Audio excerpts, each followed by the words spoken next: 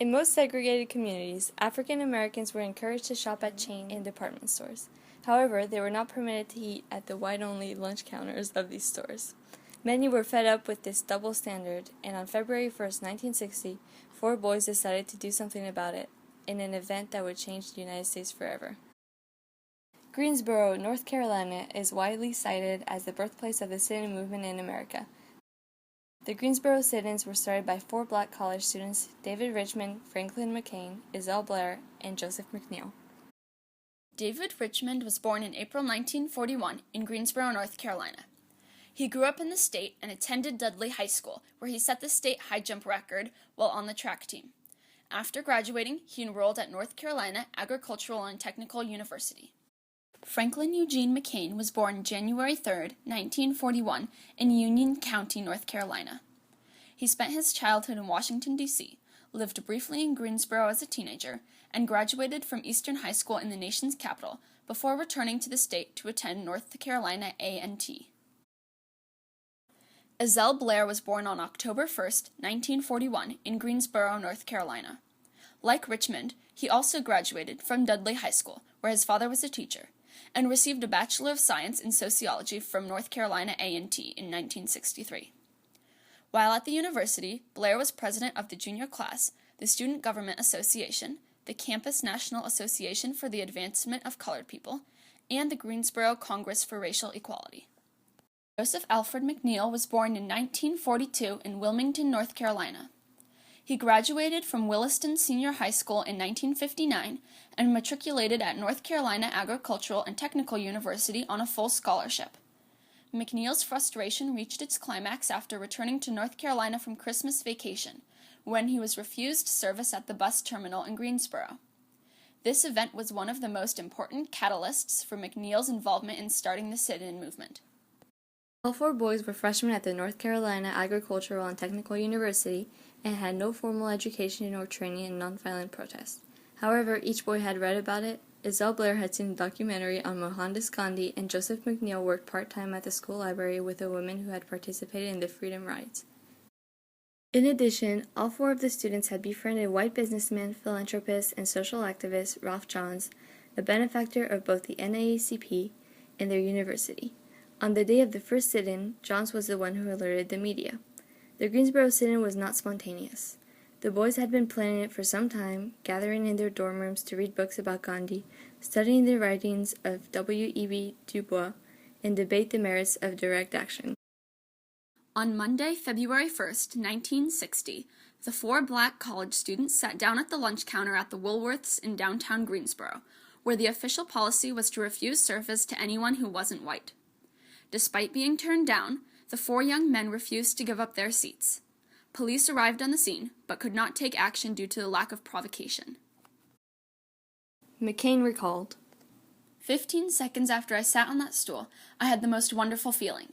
I had a feeling of liberation, restored manhood. I had a natural high, and I truly felt almost invincible. Then, as McCain and the others continued to sit at the counter, an older white woman who had been observing the scene walked up behind them and whispered in a calm voice, Boys, I'm so proud of you. McCain says he was stunned.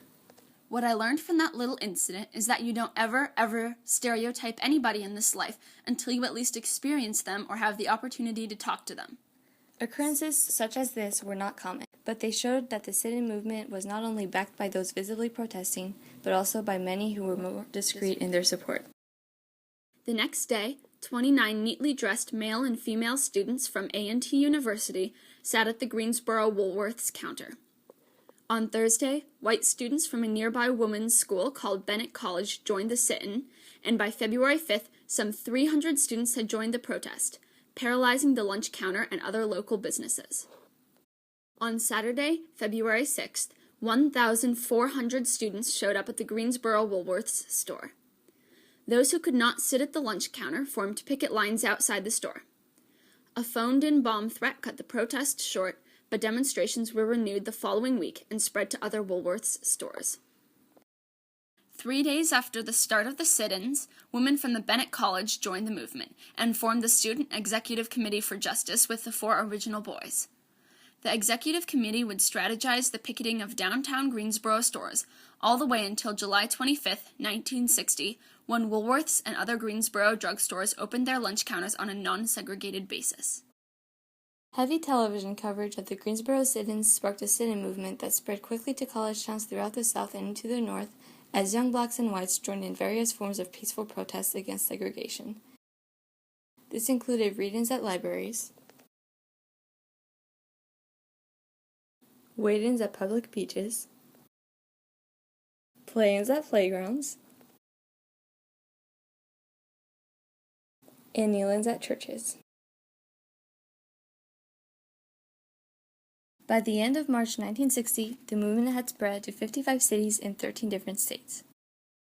Crowds of white supremacists began appearing at lunch counters to harass the protesters, pouring hot coffee down the demonstrators' shirts, putting out cigarettes on their backs, spitting on them, throwing eggs, milkshakes, and other food items at them, yelling racial epithets, and more.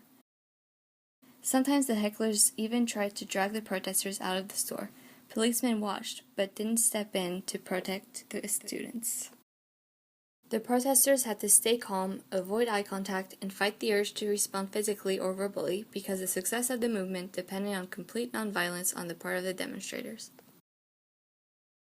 A reporter recalled, "Somebody broke an egg over one guy's head, and he just let it stream down his face and didn't say a thing or resist or anything."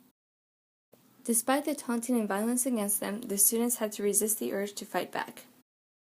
The reaction of police departments in the region was, by and large, muted.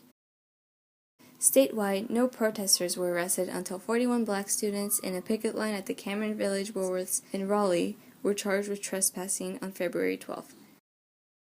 However, in most states, the police seldom arrested hecklers either, preferring to watch as the protesters were harassed and even physically injured. Progress was relatively swift, and at many stores, African Americans were soon eating at the same lunch counters as whites. The most rapid example was the Greensboro S.H. Crest store, where blacks and whites were eating together at the lunch counter by the end of the first month. When talking about the movement, influential civil rights activist James Farmer said, "So it swept across the South like the proverbial wildfire, with students at long last rejecting segregation. With their very bodies, they obstructed the wheels of injustice." Though most stores did not immediately desegregate their lunch counters, the sit-ins were successful both in forcing partial integration and in increasing national awareness of the indignities suffered by blacks in the South.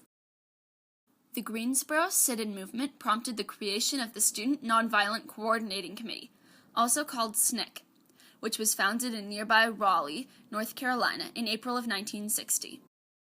Over the next few years, SNCC served as one of the leading forces in the civil rights movement, organizing famous and influential events such as the Freedom Rides, as well as the March on Washington, at which Martin Luther King gave his famous "I Have a Dream" speech. These were made possible by the Greensboro Sit-in, which was the first event that truly showed the influence young college students could have on the civil rights movement.